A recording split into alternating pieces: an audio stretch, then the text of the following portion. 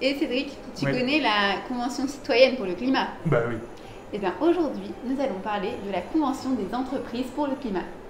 150 entreprises qui s'engagent dans un parcours dense, puissant, assez long, et qui vont travailler ensemble pour co-construire des politiques durables pour les hommes et pour la planète.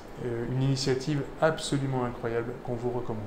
La CEC est une initiative citoyenne, associative, qu'on a lancée dans le prolongement de la Convention citoyenne pour le climat, avec l'idée qu'il fallait trouver des relais aux citoyens dans les différents corps de la société, en particulier les entreprises, et avec cette conviction que c'est en réunissant des dirigeants pour les faire embarquer leur entreprise dans la transition, on peut avoir un effet de levier qui infuse plus largement dans le tissu économique pour accélérer la transition environnementale de la société. Mobiliser 150 dirigeants, c'est une performance incroyable. Comment est-ce que vous avez réussi à faire ça?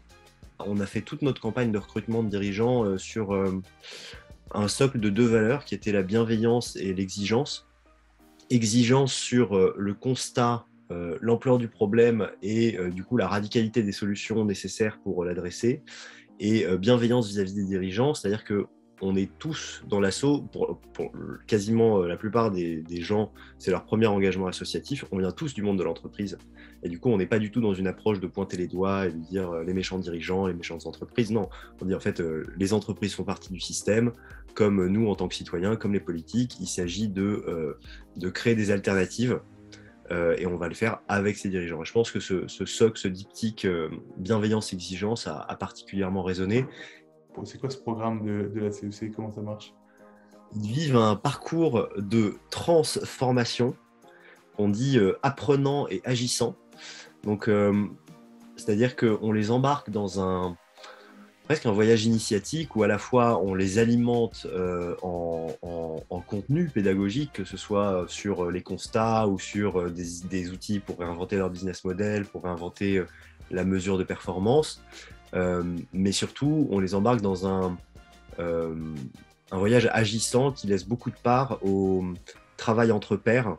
On a tous, parmi les membres fondateurs de l'asso, eu à un moment une prise de conscience écologique très très forte.